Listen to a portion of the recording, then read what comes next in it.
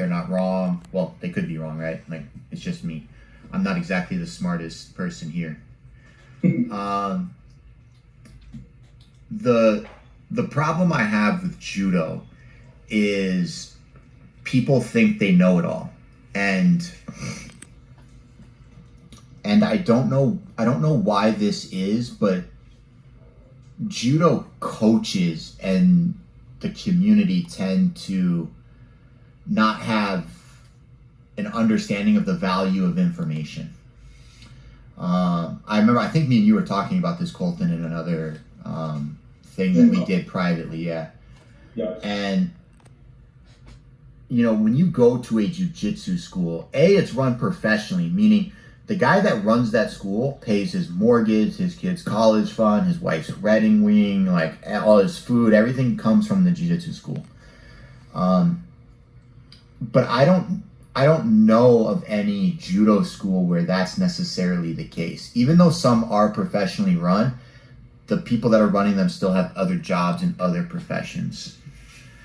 And I think if you really wanted judo to grow, and I told Keith Bryant this, that you need to put people in charge in different levels to be the best at it.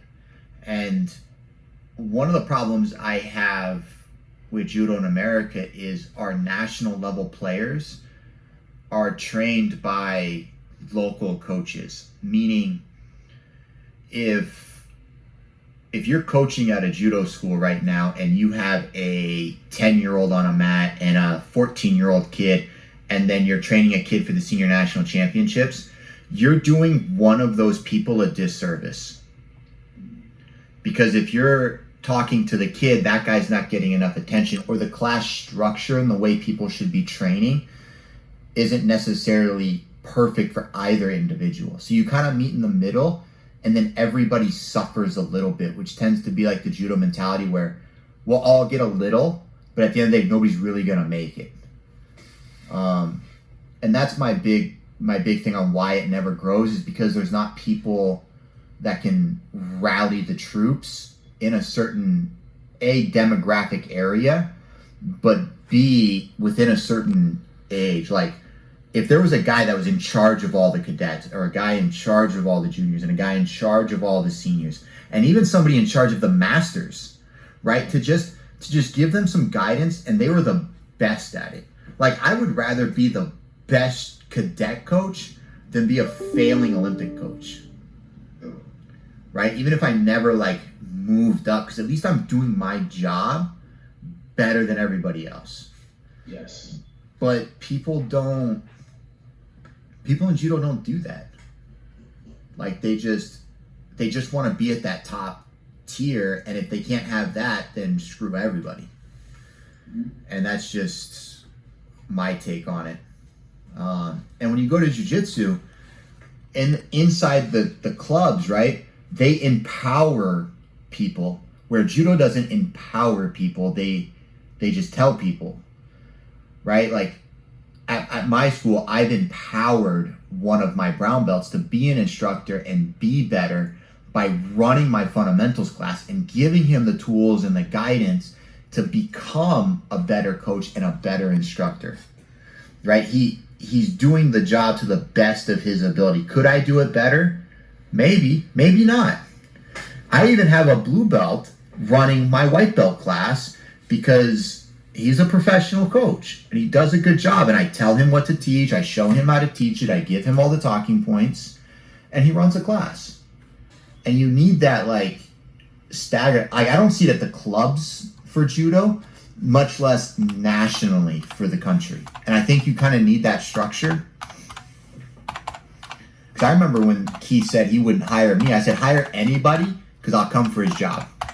If it's not today, it's next year. But give it to somebody, because it needs to happen. But that's just me. I think if you could actually hire people and pay them and fire them, then it'll hold them accountable to do the job they're supposed to do. If they can't be fired, then you're just doing people favors. And at the end of the day, I'm always going to lean towards the job that pays me, because I have to pay my mortgage than the favor I'm doing for everybody else. And I think that's where the team really suffers. But that's enough of that tangent, because I could go on for like hours on that. Yes. So here's a good question. Why judo and not another combat martial art for you? For me, judo was just something that I had done since I was younger. Since I was really young, I got introduced to it by my dad, who also did judo. So that was important to me. I mean, I've wrestled, but judo, I don't know. I just personally, I like using the gi, and then I guess I don't really like newaza that much. So BJJ was out of the question. So judo kind of fell into my lap, and I was like, oh, I'm decent at it. I had a little bit of success at a young age as a junior, and I saw that there could be growth, and then there was an Olympics tied into it. I always wanted to be an Olympian. So, I think that, and there was a lot of opportunity to also travel the world.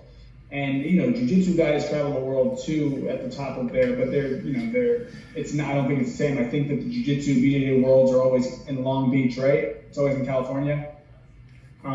So, I mean, as far as, I just like the sport. I like throwing, and it was in my family, and you can use the gi as handles, and I found success, so that's how I got into it and stayed into it.